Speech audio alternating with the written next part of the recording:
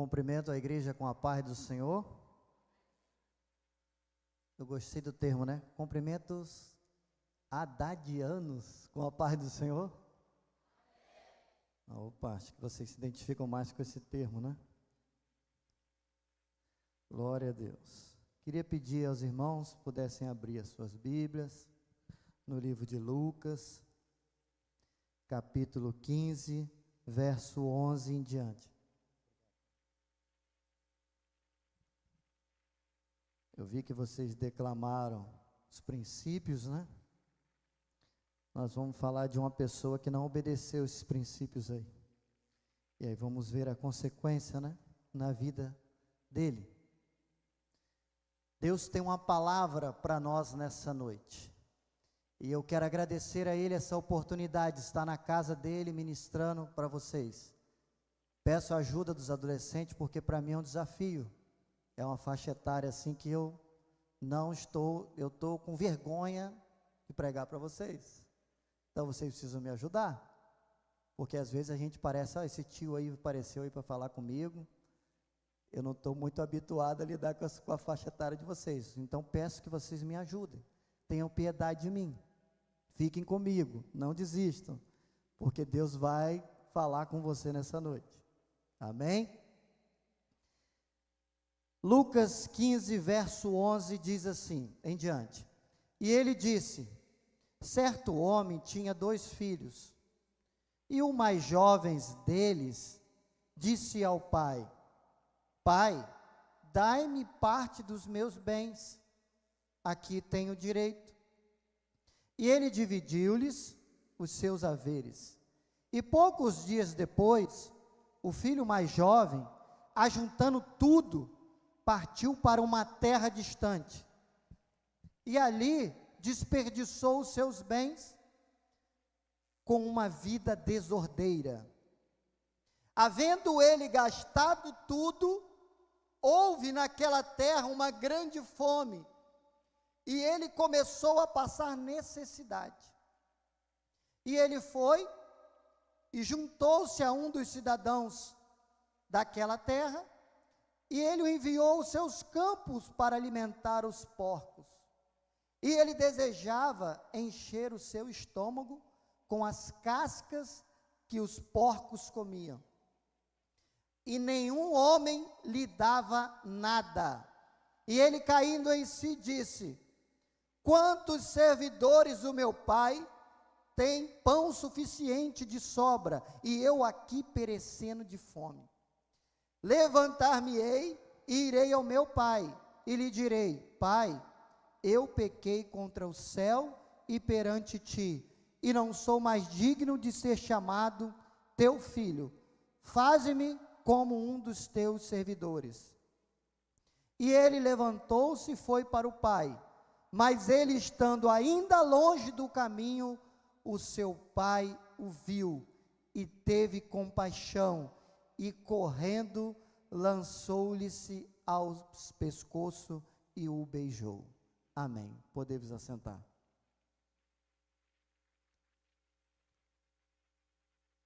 Jesus está discorrendo sobre algumas parábolas. A primeira, sobre a ovelha perdida.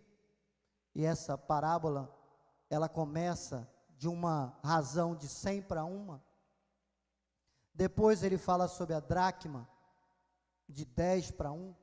E agora ele fala sobre uma parábola que é de 1 para 1. Mas todas elas retratam o amor do Pai. A evidência desse capítulo aqui não é o filho pródigo, mas é o amor do Pai. É o amor de Deus, o quanto Ele está disposto a nos perdoar, a nos aceitar e até tolerar as nossas falhas, para que possamos aprender. Mas eu queria, dado essa introdução e dizendo, enaltecendo a grandeza do amor de Deus, eu quero trabalhar com vocês, adolescentes, por isso que eu pedi a ajuda de vocês, quero que vocês me ajudem, porque eu sei que adolescente tem muita energia, e hoje a gente vive uma geração que é difícil, né, eles prestarem muita atenção, Infelizmente, eu sou de uma geração analógica. A gente não era tão conectado. Então a gente tinha mais aquele contato olho no olho, né? Hoje a geração está sendo muito exposta às mídias, né? A esse contato virtual. E isso tem atrapalhado um pouco a nossa forma de nos relacionar uns com os outros, até dentro de casa. A dinâmica hoje é outra. Mas eu quero que você preste um pouquinho atenção, vai valer a pena. Deus tem algo novo para a sua vida, e eu tenho certeza que você vai sair daqui com algo que vai servir para a sua vida. Porque Deus tem os seus meios para trabalhar. E eu quero dizer que quando Deus, Ele nos coloca diante de uma situação, é para que nós possamos aprender com a sua palavra. Vocês recitaram muito lindo, muito bonito, os princípios, vocês falaram sobre os valores a qual vocês aprenderam, mas agora eu quero te convidar a ir comigo na história de um filho que tinha tudo na casa do pai. Ele vivia bem, não era qualquer pai. Talvez você possa ter um pouco de dificuldade, porque quem sabe, eu não sei. Tanto é, né, que vamos ter palestra que precisa tratar um tema que hoje é recorrente entre os adolescentes, que a gente não ouvia falar muito nisso, mas hoje a gente ouve falar sobre a questão do suicídio, principalmente por conta das redes insociais, né, que tem trago um peso muito grande à cabecinha de muitos. Então isso é um tema que hoje nós temos que trabalhar. Não se ouvia falar nisso, mas é a atualidade, é a dificuldade, são os desafios dessa geração. E havia um filho que tinha tudo na casa do pai. Talvez você diga para mim, mas você não conhece meu pai. Meu pai nem crente é. Ou até você possa dizer, meu pai nem em casa está. Ele já foi embora. Não é desse tipo de pai, não era qualquer pai. Era um pai que estava na casa, dando toda a proteção a esse filho, dando tudo o que ele precisava, porque havia uma soberania nessa casa. Um pai que respeitava a individualidade, que tinha um caráter. Não era qualquer pai, mas havia uma característica nesse filho, que o fez estar num lugar a qual ele tinha toda a proteção, mas entrou algo na vida desse filho que fez pensar diferente. A insatisfação. E dentro da casa do pai, existem muitos filhos insatisfeitos. E a pessoa insatisfeita, ela perde o sabor da vida. Não é? Quando a gente conversa com alguém que está insatisfeito, nada está bom. O sol está muito quente, está chovendo demais, está nublado, a comida é a mesma, a casa é a mesma, o endereço é o mesmo, a escola é a mesma, os amigos são os mesmos, tudo não presta. Isso não é de agora, isso vem lá desde os céus, começou com Lúcifer. Insatisfeito com aquilo que ele tinha, ousou ser igual a Deus. Mas isso chegou até um lugar chamado Éden, lugar de delícias. A Bíblia diz que era um lugar harmônico, aonde Adão e Eva tinham tudo. Mas um belo dia se encontraram insatisfeitos naquele lugar.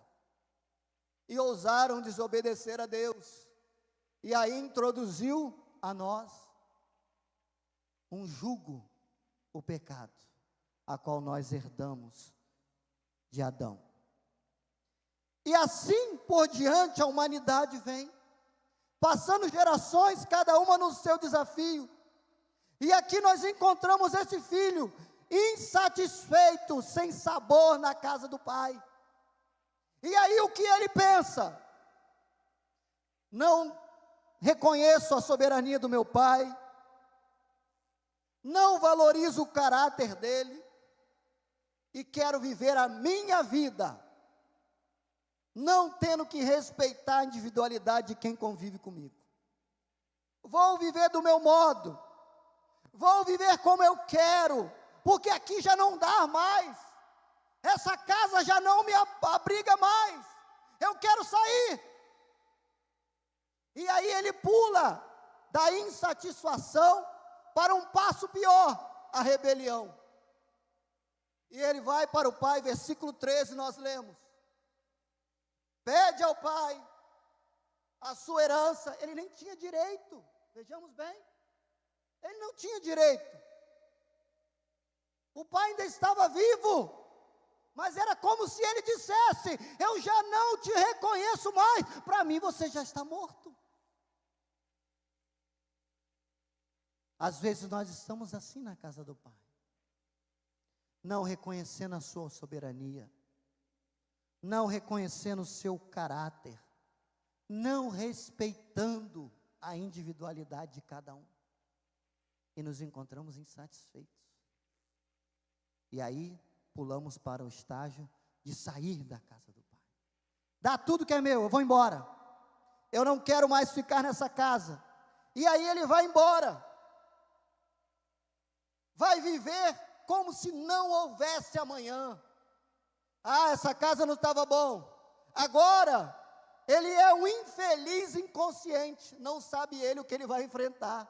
Foi embora de um lugar onde ele tinha tudo, mas ele se sentiu atraído para as coisas desse mundo, para as coisas dessa vida, porque o pecado é atraente. Mas ouça, Haddadianos, o pecado paga você com escravidão. É uma falsa liberdade. Eu sou livre, ninguém me dá ordem, eu não tenho que obedecer. Já fui adolescente, faz um pouquinho de tempo já, mas eu já fui. Eu já lembro que a gente era dono da verdade, que a gente sabia. Só porque aprendeu algo novo, uma matéria nova, resolveu uma raiz quadrada, uma fórmula de Bhaskara, a gente achava que era muita coisa. Tirar 10 na prova de matemática, ser aprovado em química e física, a gente se achava muito. Faz parte da vida, é uma fase boa, eu não quero tirar isso de vocês. O vigor, a energia, dormir 6 horas, como se não tivesse acontecido nada. Ai de mim se dormir menos de 8 hoje, já acorda moído. Vivam essa energia, isso é bom. Mas saibam, tenham cuidado com o que vocês vão fazer da vida de vocês. Pois o pecado está aí fora, bater na porta. Ele é atraente, ele promete uma liberdade, mas ele vai pagar você com a escravidão. A escravidão que a rede social tem tragado muitos jovens e adolescentes, levado a um caminho ruim. Outro dia eu estava conversando com uma pessoa, e ele estava confidenciando para mim, de um adolescente, que ouviu uma palestra, e pagou um curso, e esse curso levou a se trancar no seu quarto, e agora, ele disse que ele tinha que sair de casa, porque os pais dele estavam impedindo ele de progredir na vida. Veja bem, que tempos nós vivemos, como se houvesse uma responsabilidade em quem está do outro lado, introduzindo na cabeça dos nossos filhos uma falsa liberdade.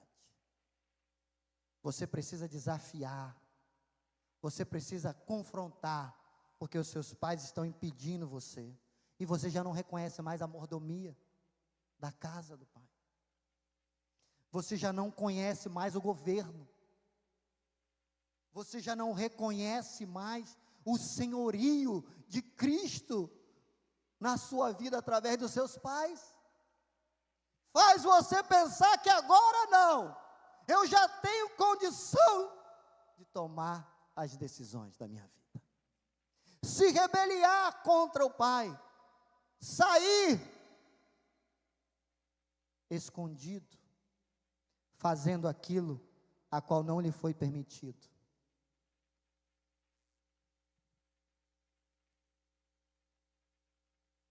Havia um tempo em que esse filho estava feliz, mas ele não sabia. E agora ele se encontra um infeliz inconsciente. Mas acompanhe comigo, verso 14. E havendo ele gastado tudo, houve naquela terra uma grande fome, e ele começou a passar necessidade.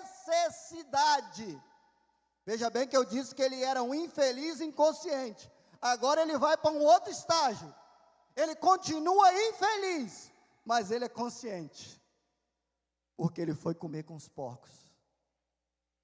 Ele agora está no chiqueiro, querendo comer do que os porcos comem. E pense você, adolescente, haddadianos, para um judeu, na sua cultura, em tudo que ele aprendeu, agora ele está comendo com porco, que era um animal impuro para o judeu. Sabemos disso. Agora ele está ali junto com a impureza, querendo comer do que o porco comia. Por quê? Porque o dinheiro acabou. Acabou tudo. O chão caiu, desabou, né? Como dizia os adolescentes na minha época, hoje acho que já nos fala mais disso. A casa caiu para ele. Ele agora não tem mais uma vida decente. Ele não está mais com o pai. Ele escolheu viver conforme ele queria. Ele foi atrás dos seus desejos, dos afagos dessa vida, do pecado. E agora é hora dele colher o que ele plantou. Vocês têm esse princípio, né? Semear e colher, correto? Chegou a hora desse filho colher o que ele plantou. O que ele plantou levou ele a estar junto com os porcos. Querendo comer do que os porcos comiam, mas não lhe davam nada. O dinheiro acabou, as amizades foram embora. Uma certa feita, eu estava no meu local de trabalho, e eu fui transferido, e lá eu conheci uma pessoa, que estava passando uma fase muito difícil da sua vida, e ele desabafava muito comigo, eu levava ele para conversar, e ele desabafava. Ele tinha idade para ser meu pai, e veja só, muitas vezes eu dava conselho para ele. Por quê? Porque ele gastou a sua vida com amizades. Ele tinha os amigos do poker, os amigos do chopp, às terças-feiras, na praia de Copacabana, em tal lugar. Ele tinha toda uma amizade. Mas chegou um momento que a esposa dele se acidentou no banheiro da sua casa. E aí aconteceu uma sucessão de tragédia na vida dele. Erros médicos, operação, e ela se encontrava agora toda acamada. E ele não tinha mais nenhum amigo que pudesse lhe dar um ombro. E ele dizia para mim assim: Daniel, eu te conheço há 6 meses, e você tem me emprestado o seu tempo, e pessoas que eu pensavam ser minhas amigas, elas até perguntam no início como que estão as coisas, mas depois elas não querem mais nem te ver, elas desviam o caminho, porque é chato lidar com o problema dos outros. É verdade. E aí eu tive, dentro do contexto de tudo que ele me contou, eu falei assim: infelizmente, Marcos, você está colhendo um pouquinho do que você plantou, porque na verdade você não teve amizade. Você tinha pessoas que estavam aproveitando o momento, e enquanto o momento era bom, eles queriam estar contigo, mas agora não. Eles desapareceram. Adolescentes, nessa noite, nesse lugar, nesse templo que é a casa de Deus, ouçam a voz do Senhor, procurem estar com pessoas que possam agregar a vida de vocês. E quando eu falo isso, eu sinto algo de Deus aqui nesse lugar. Oh, glória! Porque eu não vim aqui cumprir uma agenda, eu vim aqui entregar um recado de Deus e dizer para você: Deus está aguardando uma nova geração que ainda clama pela presença de Deus. Vocês vão lembrar desse dia, vocês não vão esquecer, porque há de vir o dia mau. Ele chega para todo mundo, e aí vocês vão lembrar. Teve um dia que eu estava num curso de homens. Naquele dia o Senhor falou tanto comigo, com os testemunhos que eu ouvi. Eu saí daquele lugar, eu não sabia, eu queria pegar o carro e sair andando por Camboriú. Pensando, a minha cabeça ia. Eu não sabia de tanta coisa que eu ouvi. E eu comecei a chorar. Eu lembrei da minha casa. Eu lembrei do meu pai. Eu lembrei do quanto ele foi bom para mim. Eu comecei a agradecer a Deus. Eu comecei a chorar. Eu comecei a dar uma gratidão tão grande pelo que Deus fez por mim. E no outro dia, a primeira coisa que eu fiz de manhã foi ligar para o meu pai. E eu falei para ele: me perdoa. E ele falou assim: por que você está me pedindo perdão? Me perdoe se porventura eu me lembro que eu fui jovem, eu fui inconsequente. Se eu te desobedeci, se eu te entristeci. Ele: não, você é um filho bom, você é uma bênção. Mas eu disse: me perdoe se eu não te valorizei o quanto você devia. Eu lembrei. Porque às vezes a gente acha que vai só decolar. Não. Virão decepções, virão traições, virão falsas amizades que tentarão levar vocês para um caminho a qual esse homem foi levado, ao chiqueiro dos porcos. Não se esqueçam de que vocês precisam plantar coisas boas para que venham colher bons frutos. É uma lei e ela não falha. Se eu semeio dentro da minha casa desobediência, se eu semeio a ingratidão, se eu semeio a insubordinação, se eu semeio a mentira, se eu semeio a traição, se eu semear coisas que não agradam a Deus, tenham certeza, colheremos coisas ruins em nossas vidas. Plantem boas sementes. Esse filho agora, infeliz, mas consciente, diz no versículo 17 e 18, para caminharmos para o encerramento pelo tempo que me foi dado. E ele caindo em si, olha só o que ele disse: quantos trabalhadores de meu pai têm pão suficiente de sobra, e eu aqui perecendo de fome. Olha como a consciência bate. Olha como que ele começou a refletir. E aí ele toma uma atitude: levantar-me-ei e irei para o meu pai, e lhe direi: pai, pequei contra o céu e perante ti. Ah, quando a realidade era morrer de fome, aí ele tomou a reação. Ele reagiu, ele se levantou. Ele foi até o seu pai, sabendo que ele já tinha gasto toda a sua herdade, sabendo que ele tinha desperdiçado tudo que o pai tinha lhe dado, sabendo que ele tinha, infelizmente, desgraçado a sua própria vida. Porque nós vimos, não foi um investimento mal feito, não foi alguém que deu um tombo nele: eu investi tudo numa empresa, mas infelizmente a empresa faliu pela crise financeira. Não foi isso. Foi porque ele escolheu gastar tudo conforme o seu bel prazer. Mas ele reconheceu que ele tinha pecado contra o pai. E nós lemos que ele retorna à casa do pai.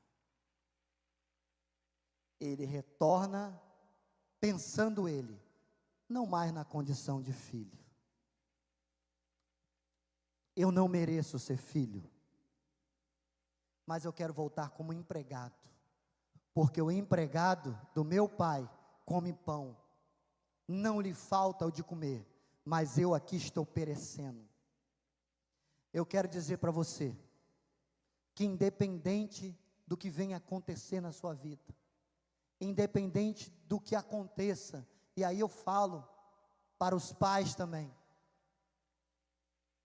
nós temos um Deus que está sempre disposto a nos dar uma nova oportunidade, mas para isso precisamos reconhecer a nossa condição de pobre, cego e nu.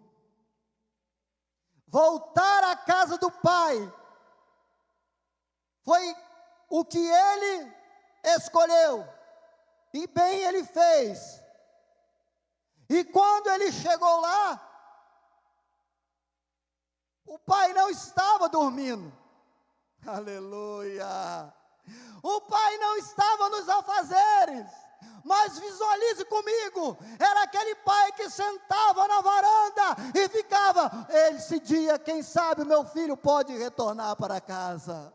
Ele estava aguardando o seu filho voltar, e quando o seu filho voltou, ele não esperou, ele foi correndo até o filho. Esse é o amor do pai, aleluia. Talvez você, na sua casa, passe muita dificuldade, eu não sei. Talvez você precise de um apoio, e aí eu quero abrir um parênteses aqui e falar com os pais. Nós precisamos acolher os nossos filhos, nós precisamos acolher, eles precisam encontrar em nós referência, porque às vezes a gente leva para a escola, alguns pagam a escola, né? Então deixa lá, a escola está encarregada de educar o meu filho. A gente traz para a igreja, fala assim, a igreja está encarregada de espiritualizar o meu filho. Não, esse é um papel nosso, essa é a nossa mordomia, essa é a nossa herança, essa é a nossa herdade, educar os nossos filhos, cuidar deles, estar perto deles. Não é fácil, é um desafio, mas nós não podemos abrir mão deles, não podemos deixar que a internet os eduque, não podemos deixar que o mundo os ensine, não, e não podemos colocar na responsabilidade de outrem a nossa responsabilidade. Não é responsabilidade da escola educar o seu filho, lá ele vai aprender as matérias da sua grade curricular, mas é em casa que ele vai aprender com você. Não é a igreja que é responsável por guiar o seu filho à espiritualidade, mas é você. E aí, se nós falharmos, não podemos culpar o outro, temos que reconhecer a nossa responsabilidade. Se eu não orar, como é que eu vou pedir para o meu filho orar? Se eu não leio a Bíblia, como que eu vou cobrar que meu filho leia a Bíblia? E aí vai uma coisa que aperta mais a nós agora, pais. Se eu não seguir aquilo que eu confesso ser seguidor, como que eu vou cobrar do meu filho que sirva a Deus de todo o coração? Então você, pai que está aqui, e agora eu fecho parênteses, você tem a responsabilidade de educar e de aculturar o seu filho com a cultura do céu. E aí eu me lembro da ordenança que Deus deu ao povo quando saiu do Egito: leiam, repitam diariamente, para que inculque na cabeça deles. Você precisa ler a palavra diariamente com seus filhos, para que eles possam ser inculcados na palavra. A Bíblia diz que ensina o menino o caminho que deve andar, e crescendo ele não se desviará. Ensina o teu filho. Fecha esse parênteses, e agora concluo essa mensagem dizendo, surge um outro personagem nessa história, o irmão do filho pródigo. E aí eu fecho com o último princípio. O irmão dele não tinha união. Ele estava na casa do pai, ele não saiu como o outro que foi curtir a vida, viver conforme ele queria. Ele viveu certinho na casa do pai. Ele estava ali dentro todo dia. Mas ele não entendeu o propósito de sermos unidos no Pai. Ele não tinha união. Quando você está sentado aí, e você professa um princípio de que você tem união com esse grupo, você precisa praticar essa união. Você precisa praticar essa unidade. E a unidade, nós precisamos respeitar a diferença. Nós precisamos aceitar o nosso próximo. Nós precisamos respeitar, porque sabemos que temos a nossa individualidade, mas acima de tudo, somos filhos de um só Deus, de um só Criador, que não faz acepção de pessoas, mas que se coloca no lugar e tem compaixão de nós. Que Deus abençoe a vocês, que vocês possam crescer na graça e no conhecimento. E eu quero que daqui a alguns anos, eu possa ver que vocês frutificaram na casa do Senhor, frutificaram na obra do Senhor. Eu entrego esse microfone, parabenizando essa direção, que é um trabalho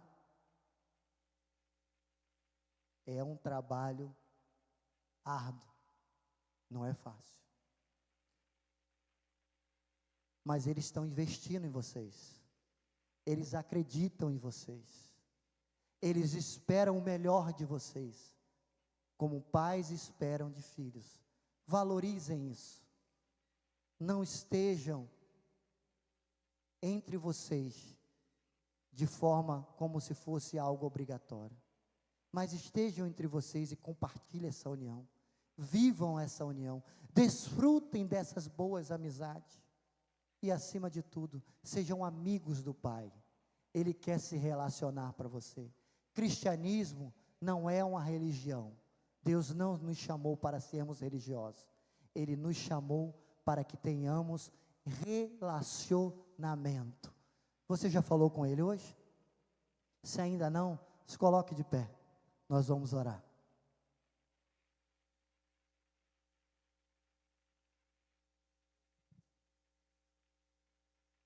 Nós vamos orar, nós vamos abençoar a vida de vocês. Eu quero pedir à liderança, se puder, descer, passar entre eles, tocar, se sentir abraçar, abraça, que um abraço cura. Às vezes você olhar para uma pessoa, o olhar, ele já transmite algo bom. Então nós vamos orar aqui por uma cura da alma. Nós vamos orar para que Deus manifeste na sua vida esse amor, a qual Ele perdoou o filho pródigo, e Ele acolheu esse filho. Que vocês se sintam acolhidos por essa casa, por essa igreja, por essa liderança. Vamos orar. Amado Deus e eterno Pai, Senhor, nós reconhecemos a sua soberania, nós reconhecemos a sua mordomia sobre nós, nós reconhecemos que o seu caráter é o modelo a qual nós precisamos vivenciar. E agora eu oro pela vida desses adolescentes, desses pré-adolescentes, dessas crianças, desses jovens, desses pais. Eu quero, Pai, ministrar a eles a tua graça, o teu amor, que esse toque, que esse abraço, que esse olhar possa ser algo vindo do céu. Aleluia. Talvez existam adolescentes aqui que ainda não experimentaram esse amor verdadeiro, que hoje o Senhor venha abraçá-los, que eles venham sentir, Pai, regozijar na Tua presença e saber que o melhor lugar a estar é na casa do Pai. Aleluia. Toma cada lar, que haja libertação. Repreendemos, Pai, toda mensagem oculta, repreendemos toda maldade que tem tentado tragar a vida desses jovens e adolescentes. Proteja a casa deles, a vida deles, que eles tenham temor na tua palavra, venham se separar na tua obra, na tua casa. Repreenda, Pai, todo o mal, as redes sociais, aonde eles andam, Senhor, que o teu olhar possa estar junto com eles. Joga por terra toda maldição, tudo que vem para derrubar essa juventude, para sugar, para tirar o ânimo, para tirar a vontade de estar na tua casa. Que eles recebam a tua graça, a tua glória, que eles sejam batizados no teu Espírito, aleluia. Que eles tenham desejo de se separar, que eles tenham desejo de te servir de todo o coração, que eles tenham desejo de ser uma diferença para uma geração que precisa, para uma geração que está sedenta, para uma geração que carece do teu amor. Em nome de Jesus, é a oração que eu te faço e te agradeço, em nome de Jesus, amém e amém.